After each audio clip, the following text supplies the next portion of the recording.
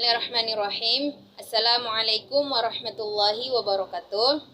Langsung saja, perkenalkan nama saya Ade Safitri Nasution dari program studi manajemen bisnis syariah semester 4 Fakultas Ekonomi dan Bisnis Islam UIN Syahada Padang Sidimpuan.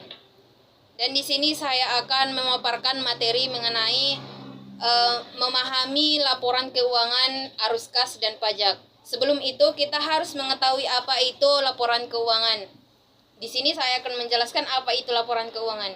Laporan keuangan adalah laporan yang berisi tentang laporan keuangan dari suatu perusahaan, baik itu dari BUMN maupun swasta, yang nantinya akan diberikan kepada pemegang saham di perusahaan tersebut, yaitu para investor. Jadi ada beberapa pihak yang akan menerima ataupun yang akan menjadi pertimbangan perusahaan untuk diberikan kepada pihak-pihak ini. Yang pertama adalah para investor ataupun pemegang saham di perusahaan tersebut. Nah, untuk teman-teman semua, saya akan melanjutkan bagian ataupun tahap kedua yang berisi tentang laporan tahunan menyajikan 4 laporan keuangan. Yang pertama itu adalah neraca. Neraca merupakan gambaran keadaan keuangan di dalam satu ataupun suatu periode tertentu, yang di sisi kiri itu adalah aktiva ataupun harta, dan yang di sebelah kanan itu adalah ekuitas dan kewajiban. Dan untuk teman-teman semuanya, perlu kita ketahui bahwa aktiva itu terbagi menjadi 2, yaitu aktiva lancar dan aktiva tetap. Aktiva lancar ini berupa kas dan sebagainya yang habis dalam 1 tahun pemakaian, dan untuk harta tetap ini adalah contohnya bangunan, tanah dan lain sebagainya, yang tidak, maksud saya itu yang bisa dipakai dalam jangka panjang. Kemudian laporan laba rugi. Laporan laba rugi adalah laporan yang berisi tentang laba maupun rugi dari suatu perusahaan tersebut dan dihitung pada per lembar sahamnya pada akhir periode atau bottom line. Jadi laporan laba rugi ini merupakan hasil operasi keuangan selama periode tertentu dan menunjukkan laporan ataupun laporan per lembar sahamnya sebagai total akhir atau bottom line. Baik, selanjutnya saya akan membahas tentang laporan laba ditahan. Laporan laba ditahan adalah laporan yang menunjukkan perubahan laba ditahan yang berada di antara 2 periode neraca, yang nantinya di dalam neraca tersebut ada saldo ditahan dan juga sebagainya. Kemudian saya akan menjelaskan tentang laporan arus kas.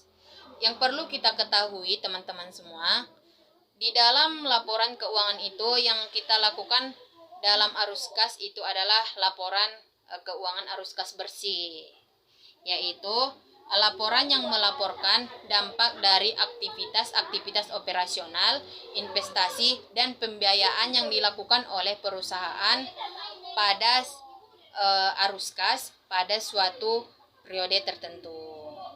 Nah, teman-teman semua, kemudian kita harus mengetahui pada laporan arus kas yang menjelaskan dampak aktivitas operasi, investasi, dan pembiayaan yang dilakukan oleh perusahaan itu adalah aktivitas operasi mencakup laba bersih, penyusutan dan perubahan aktiva lancar, serta kewajiban lancar selain kas utang jangka pendek, dan aktivitas investasi yang mencakup investasi dalam atau menjual aktiva tetap. Kemudian aktivitas pembiayaan yang mencakup kas yang diperoleh selama tahun berjalan dengan penerbitan utang jangka pendek, utang jangka panjang atau saham. Assalamualaikum warahmatullahi wabarakatuh. Baiklah, di sini saya sebagai pemateri kedua akan melanjutkan presentasi dari saudari Ade. Baiklah, perkenalkan, nama saya Randy Armanda. Saya akan menjelaskan tentang pajak. Apa itu pajak? Pajak adalah pembayaran wajib yang harus dilakukan oleh individu atau badan usaha kepada negara berdasarkan aturan yang ditetapkan oleh pemerintah. Pajak ini biasanya dikenakan atas penghasilan, konsumsi, atau kepemilikan aset yang digunakan oleh pemerintah untuk membiayai berbagai program dan layanan publik seperti pendidikan, kesehatan, infrastruktur, dan lain-lain.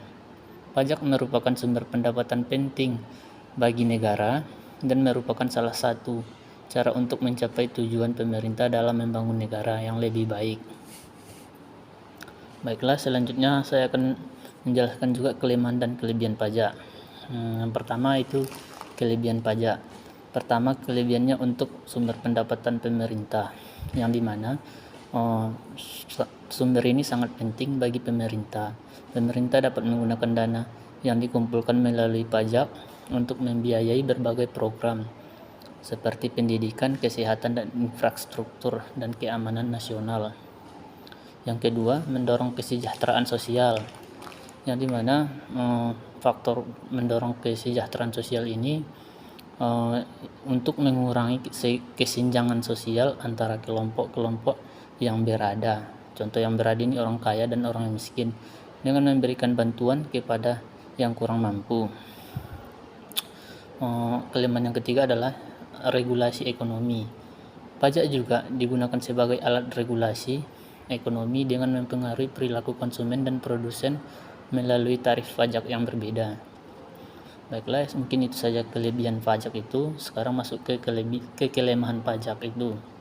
Yang pertama, membebani konsumen dan produsen. Pajak ini juga membebani konsumen dan produsen dengan menaikkan harga barang dan jasa yang dapat mengurangi daya beli dan keuntungan produsen. Yang kedua, kelemahannya adalah beban administrasi. Sistem pajak ini kompleks, dapat menghasilkan beban administrasi yang tinggi bagi bisnis dan individu, dan juga dapat memerlukan biaya tambahan untuk pengisian pajak. Yang ketiga, potensi penyalahgunaan. Pajak dapat disalahgunakan oleh politis atau kepentingan pribadi oleh pejabat atau pajak politis. Sini masuk kelemahan keempat adalah potensi ekonomi yang tidak resmi. Pajak yang tinggi dapat mendorong aktivitas ekonomi tidak resmi atau ilegal seperti perdagangan gelap atau penghindaraan pajak. Mungkin itu saja kelebihan dan kelemahan pajak. Ada di sini saya akan membacakan saja macam-macam pajak. Yang pertama, pajak PPh atau pajak penghasilan. Yang kedua, pajak pertambahan nilai atau PPN. Yang ketiga, pajak bumi dan bangunan atau PBB. Yang keempat, biaya memperoleh hak atas tanah dan bangunan atau singkatannya BPHTB. Yang kelima, pajak kendaraan bermotor, singkatannya PKB. Yang keenam, pajak hotel. Ketujuh, pajak restoran. Ke-8, pajak reklame atau iklan. Yang ke-9, pajak biaya masuk atau BBM. Yang ke-10, pajak biaya keluar. Mungkin itu saja yang dapat saya sampaikan. Terima kasih atas perhatiannya. Assalamualaikum warahmatullahi wabarakatuh.